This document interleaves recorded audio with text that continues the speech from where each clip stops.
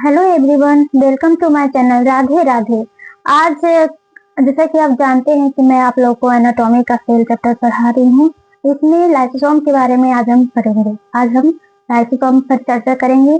चलिए लाइसोसोम को देखते हैं। चलिए शुरू करते हैं।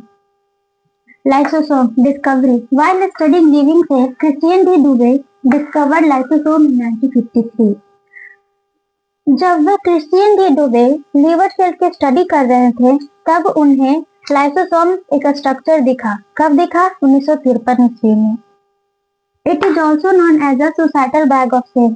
लाइसोसोम को सुसाइटल बैग ऑफ सेल कहा जाता है। Lysosome are round membranous structure which contain more than 40 enzymes in their cell. Lysosome एक मेम्ब्रेनस गोलाकार मेम्ब्रेनस स्ट्रक्चर होता है जिसके पास 40 से ज्यादा एंजाइम मौजूद होते हैं, जिसके वजह से ये जब भी सेल को लगता है कि अब हम अच्छे से काम नहीं कर पाएंगे, बूढ़े हो गए हैं, तो ये अपने अंदर लाइसोसोम को खूब बनाता है और उसको ब्लास्ट कर देता है, जिसकी वजह से सेल का डेथ हो जाता है, जिसे हम एपोप्टोमोसिस कहते हैं। जैसे कि इनके अंदर जैसे कि हम जानते हैं कि लाइसोसोम के अंदर 40 से भी ज्यादा एंजाइम होते हैं। जैसे कि हो गया न्यूक्लियेज जो है वो डीएनए और आरएनए को तोड़ता है, प्रोटीनेज प्रोटीन को तोड़ता है, लाइपिड को तोड़ता है, इत्यादि। इससे आप नोट कर लीजिए।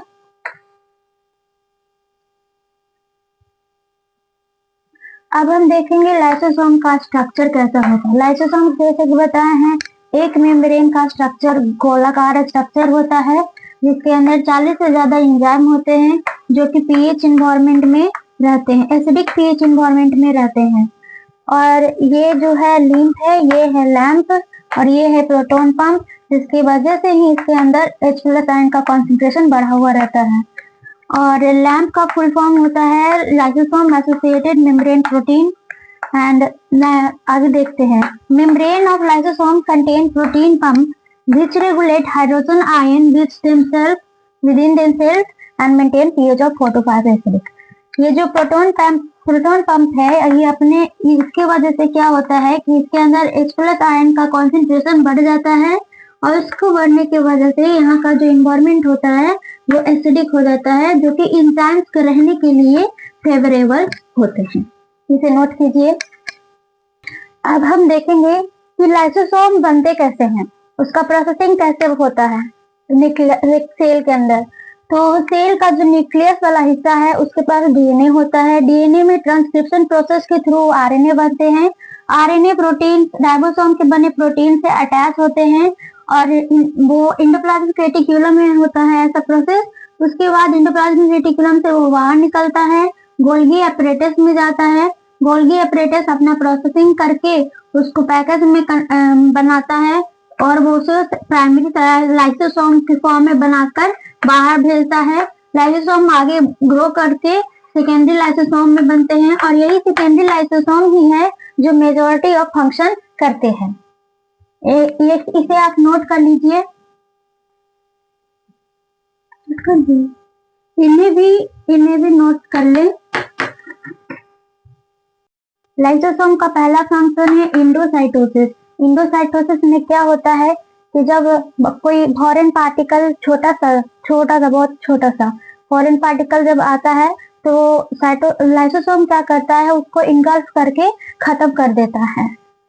तो ऐसा होता है। बी लिम्फोसाइट ऐसे करते हैं, एज फॉर एग्जाम्पल। नोट कर लीजिए। तो दूसरा फंक्शन है फेगोसाइटोसिस। जब बड़ा मॉलिक्यूल सेल के अंदर इंटर करता है तो तब ये उसको इंगल्फ करके खत्म कर देता है, और यही प्रोसेस फेगोसाइटोसिस कहलाता है। ऐसा मैक्रोफेज करते हैं और न्यूट्रोफिल ऐसा ही प्रोसेस करते हैं। नोट कर लीजिए।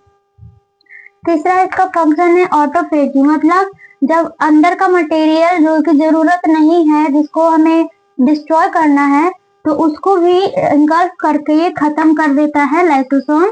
तो उस प्रोसेस को कहते हैं ऑटोफेजी। चौथा काम है ऑटोलाइसिस। इसमें क्या करता है, जब वह सेल बूढ़ा हो चुका है और उसका कोई फंक्शन नहीं रहा, नॉन फंक्शनल हो गया है, तब उस समय भी यही लाइसोसोम जो है उसको खत्म करता है, सेल को खत्म करता है। तो उसे इसीलिए इसे लाइसोसोम को सुसाइटल बैग ऑफ सेल भी कहा जाता है। तो आज के लिए बस इतना ही। कल मिलेंगे अगली क्लास में अगली सेल ऑर्गेनेल के साथ। कैसा लगा आप लोग का video? Thanks for watching. Bye bye.